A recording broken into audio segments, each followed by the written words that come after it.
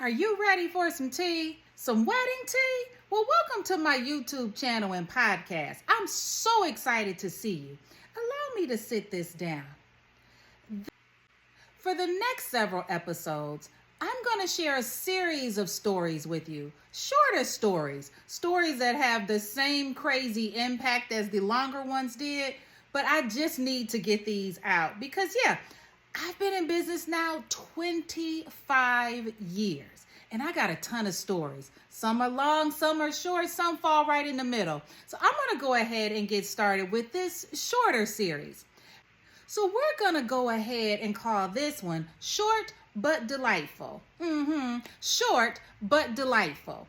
Yes, I'm about to share a series of short stories with you that have the same crazy impact as the longer ones did, but I really need to get these out as well. So let's go ahead and get started. This first short story it turned out with a happy ending, let me say that, but it was a bit of a stress for me on wedding day.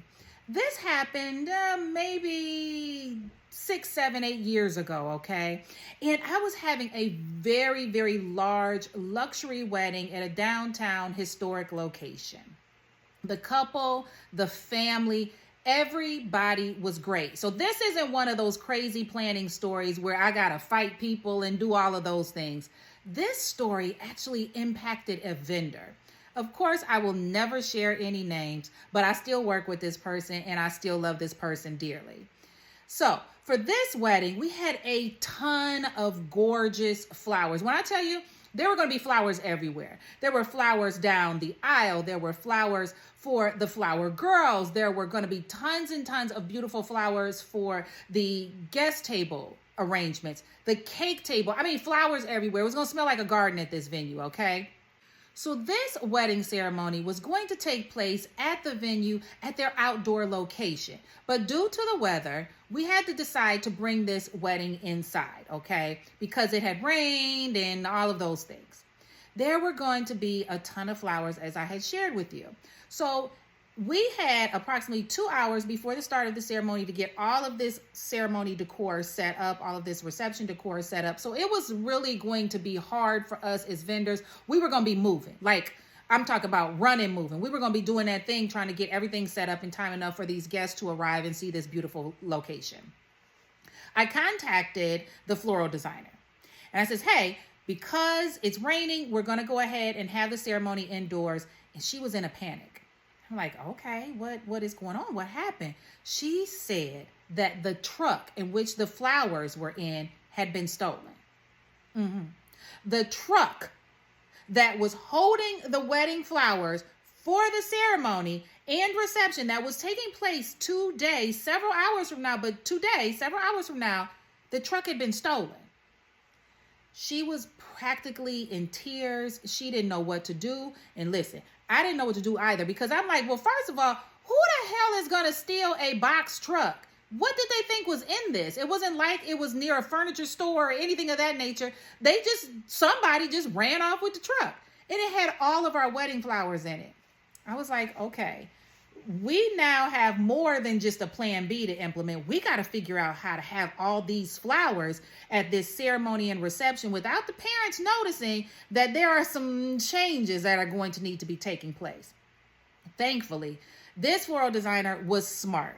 She had ordered so many flowers that she had a ton of them left over. All right, but not all of the flowers that we were going to need for this ceremony.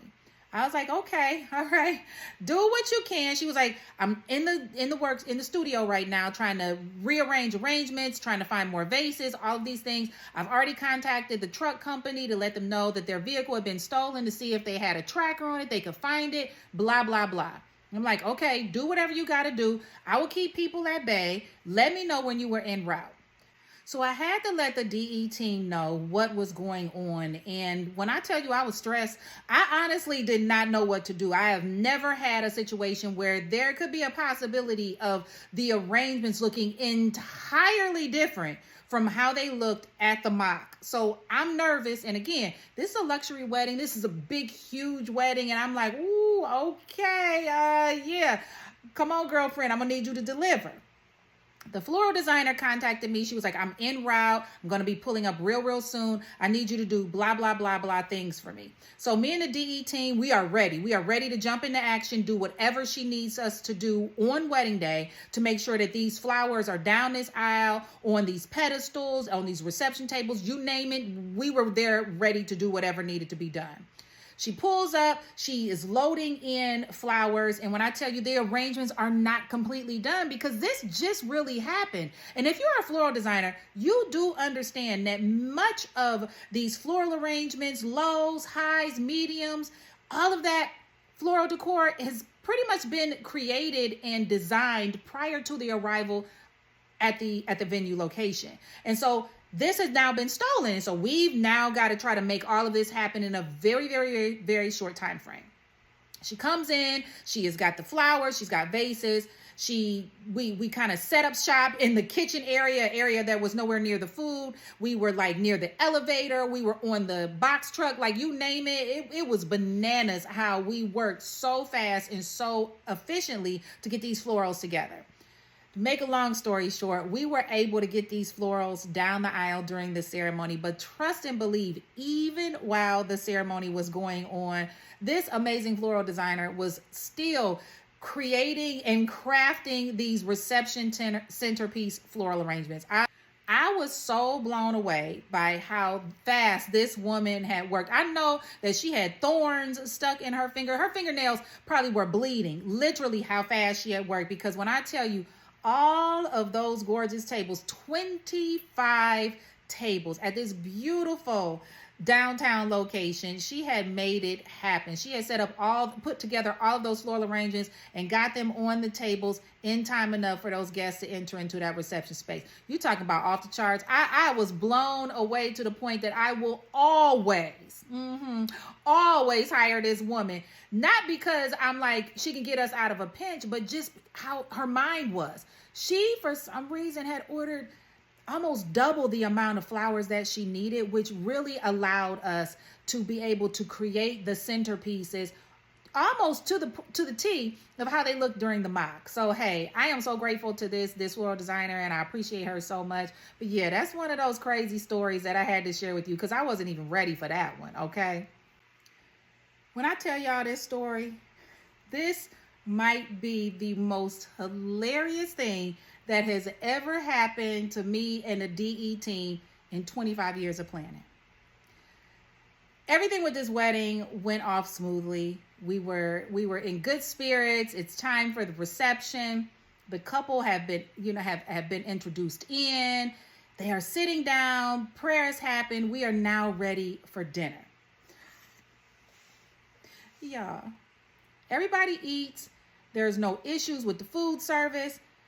After all of the plates for the dinner have been cleared, they are now going to bring out the cake course, all right? So that guests can enjoy cake, but they also can now go back to the bar.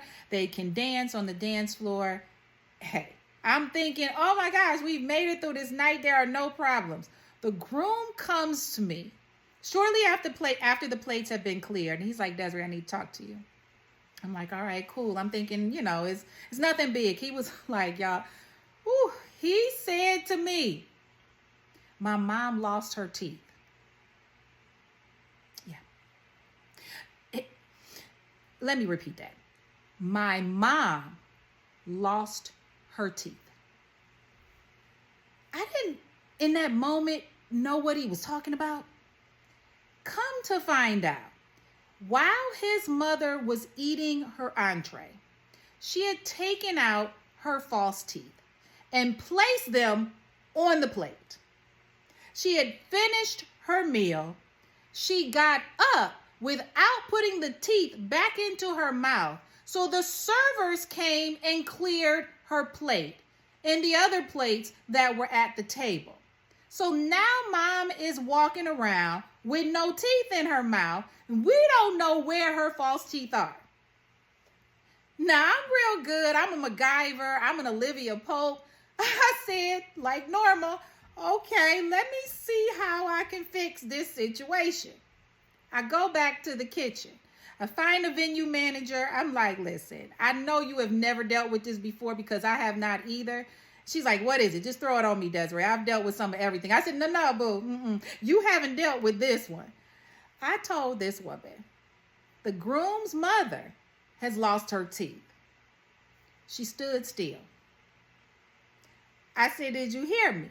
The groom's mother has lost her teeth. Her false teeth are on a plate somewhere, and we need to get them back. She looked at me and she said, you cannot be serious. You're making this up. I said, why else would I be in the kitchen telling you this ridiculous story if it's really not true? She's like, okay, what table was she at? So we're going through the things. We're trying to figure out what we can do. Because what they are doing now in the kitchen are scraping plates so that they can put them into the dishwasher. So most likely, mom's teeth are in the garbage. I said, okay, we need to find the garbage can or the server, the plates. We need to talk to somebody and figure out where her teeth could possibly be. Yeah. To make a long story short, and no, I didn't go dumpster diving, okay? But to make a long story short, the teeth were actually found. They were in one of the trash receptacles. Yeah. Some lovely staff member had went through the garbage, through the food that people had eaten, and found these teeth for mom. She was very grateful and very happy that we went the extra mile for her to find her teeth, but she had to still go through the entire night toothless. Teethless. She didn't have anything in her mouth because, like I told y'all, we found them in the garbage. So at this point, she's got to take them back to the room, sanitize them, I don't know, for 4, 5, 6 days or something before she puts these teeth back in her mouth. But we still had a happy ending. The couple was happy. They gave us a stellar review when I tell you that one, okay? And mom gave me a big old hug and appreciated that we went the extra mile looking for her teeth. I wanted to tell her, ma'am, when you eat out in public, don't take them out. Just don't order food that you have to chew that causes you to have to remove your teeth, okay? Because most people aren't going to do this for you, all right? Yeah, just want to throw that one on out there. Thank you so much for tuning in. I'll be back next week.